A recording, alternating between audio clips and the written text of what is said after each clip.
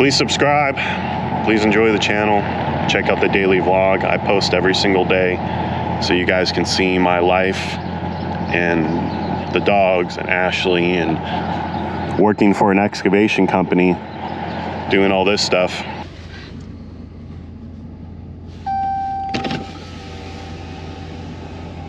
Good morning. She just stands here and waits. She helps me carry stuff down to the truck because my back is still not feeling the best. Like, it's 7:22 and I need to go to work. Okay, bye. Okay, bye.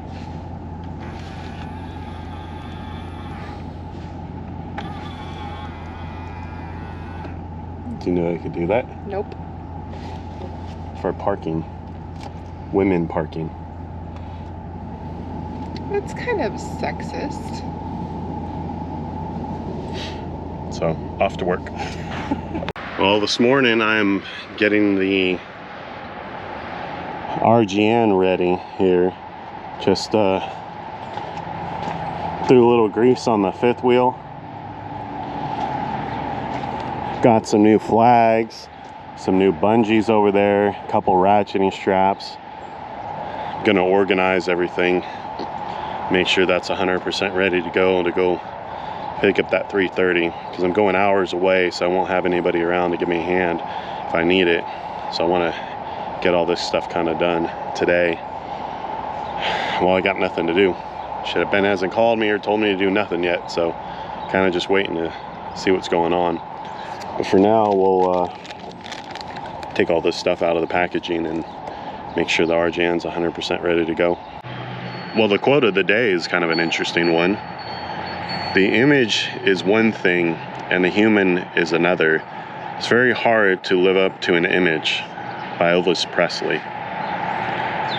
Perhaps no other musician, I can't talk this morning. Perhaps no other musician has known the pressures of living up to an image the way Elvis Presley did.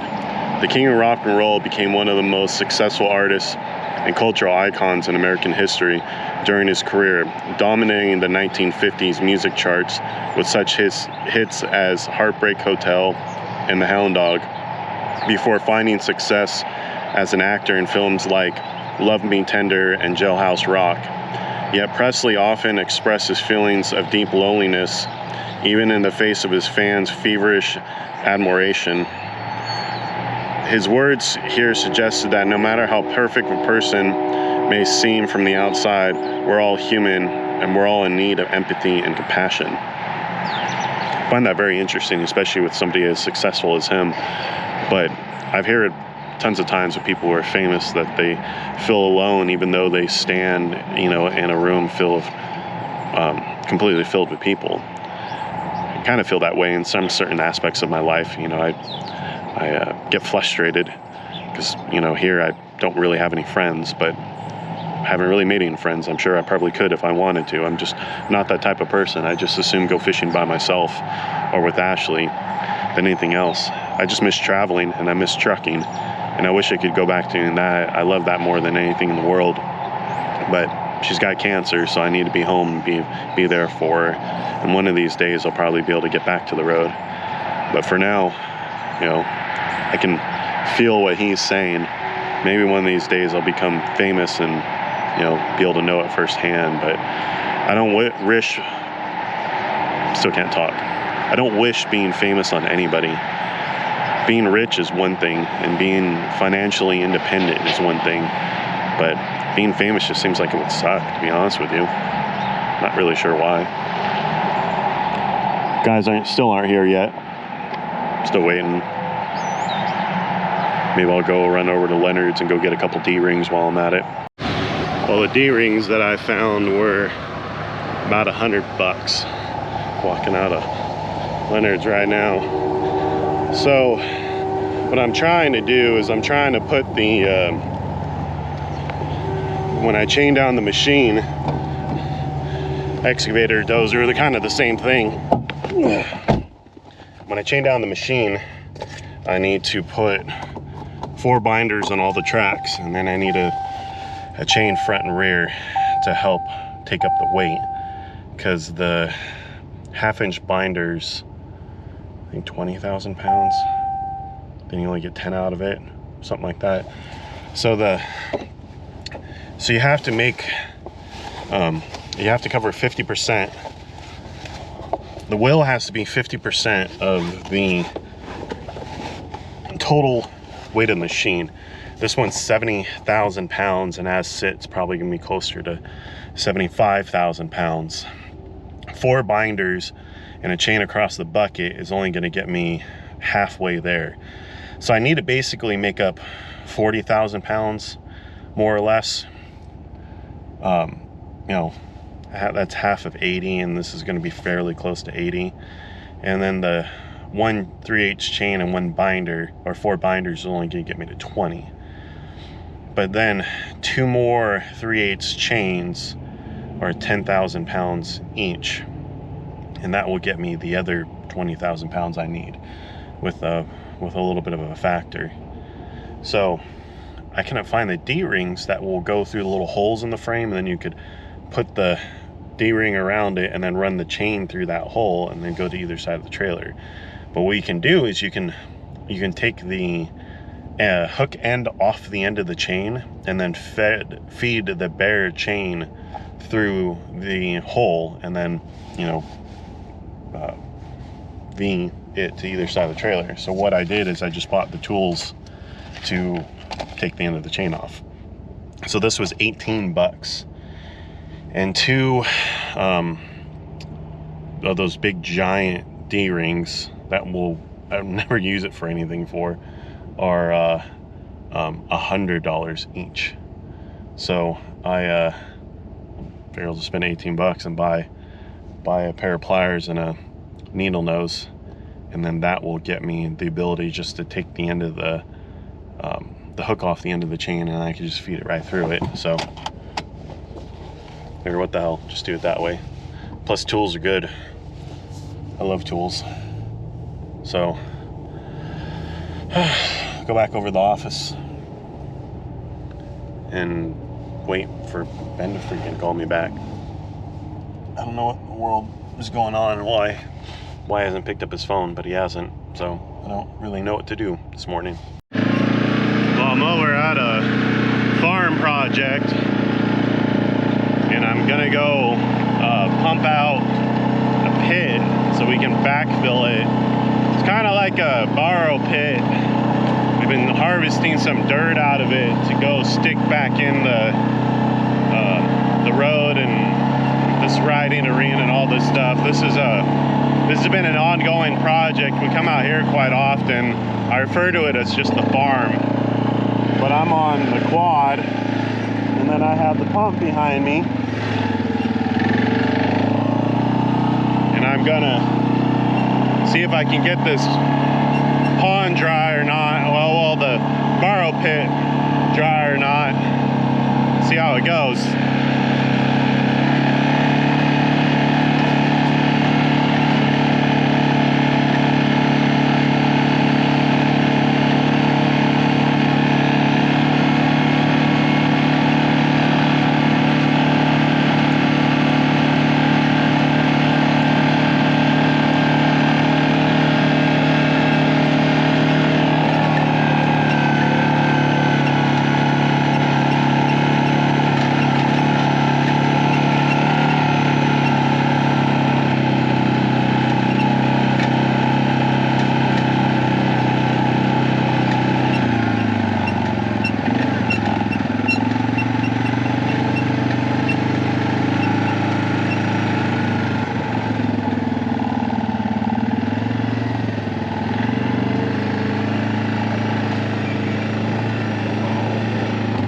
Quite nasty in there.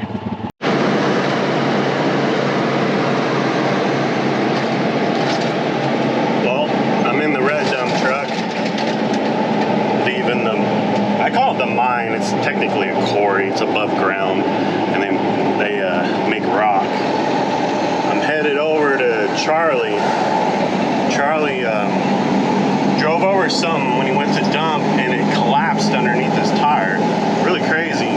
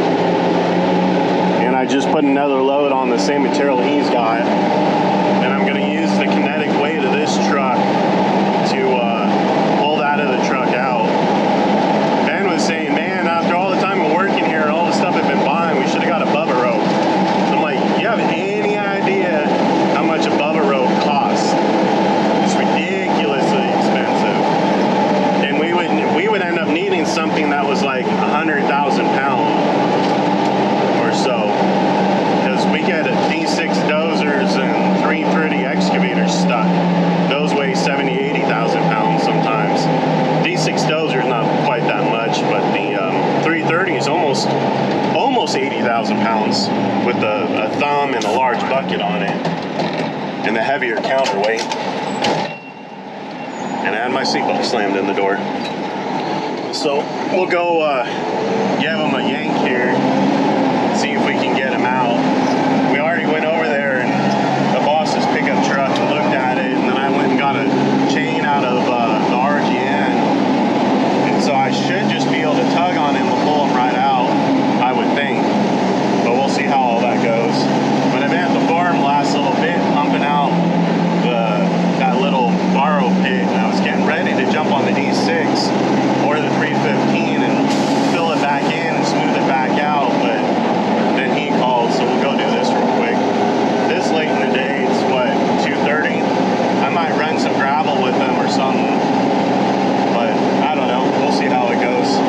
My pickup truck's still sitting over at a friend of the company's shop, which is halfway between here and the farm. So I'll have to go back and get it, but pretty wild to see. Hopefully I can jump out and take a quick video of it.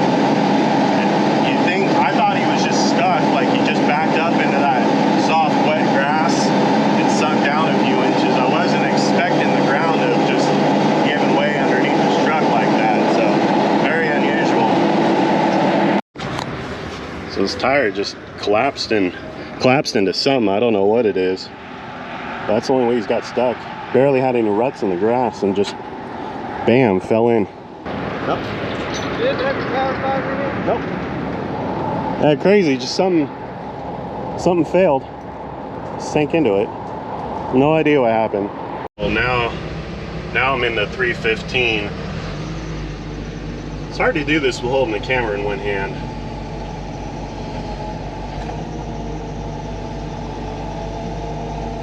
I'm taking all this bad dirt, throwing it into the hole, and Charlie's on the D6 and Ben's checking grade.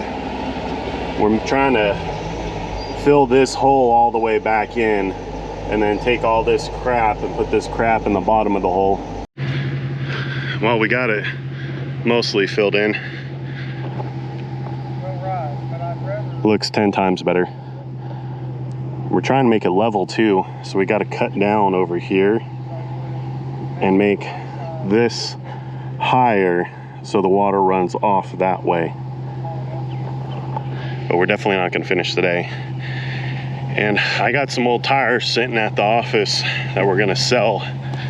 So a guy called me from Missouri, so I'm going to head over to the office and get him the information he needs, and hopefully we will be able to sell it. Whoops.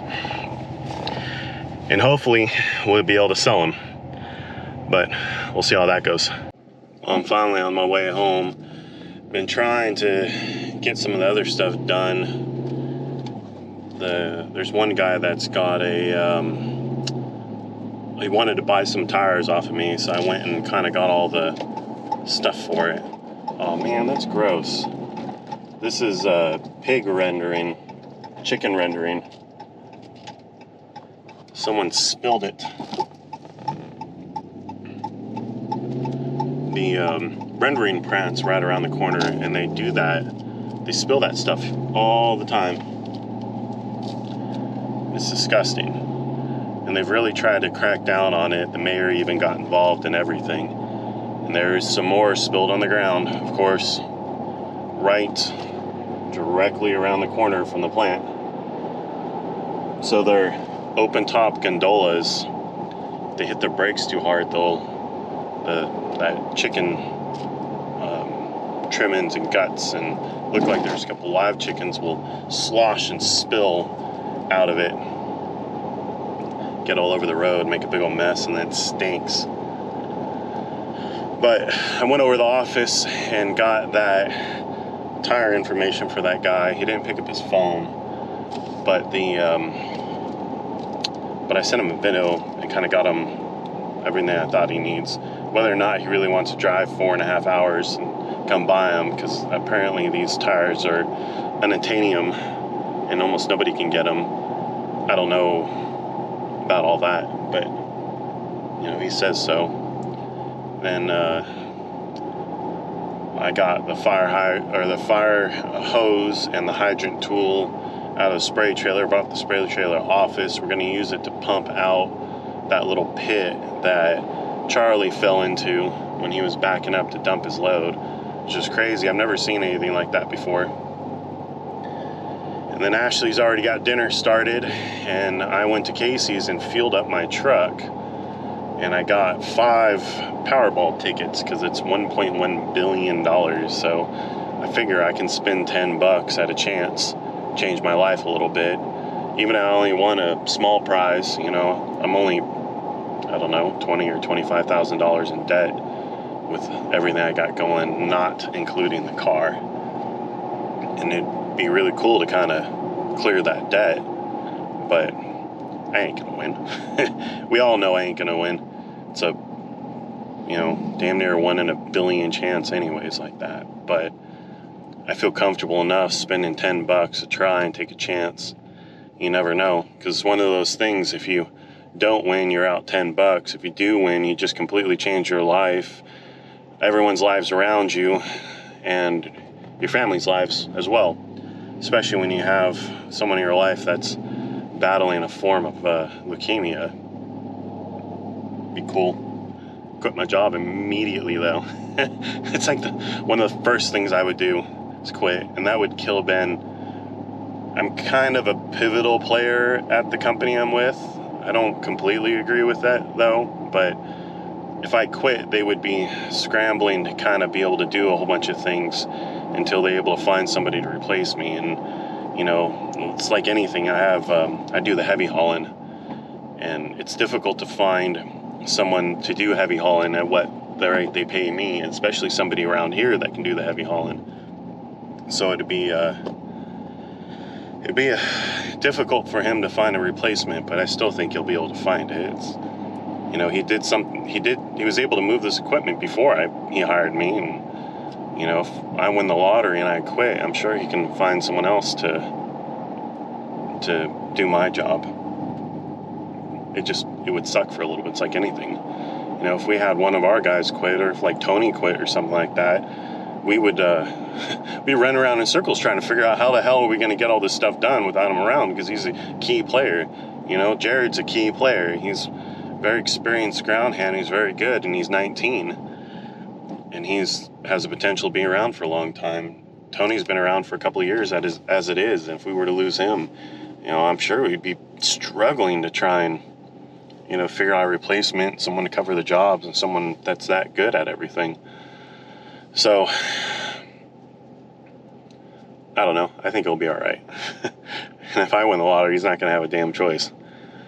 I'm going to buy a Provost or something like that and just go travel the country and go experience life, you know, free of financial worry, and disappear into oblivion, hopefully.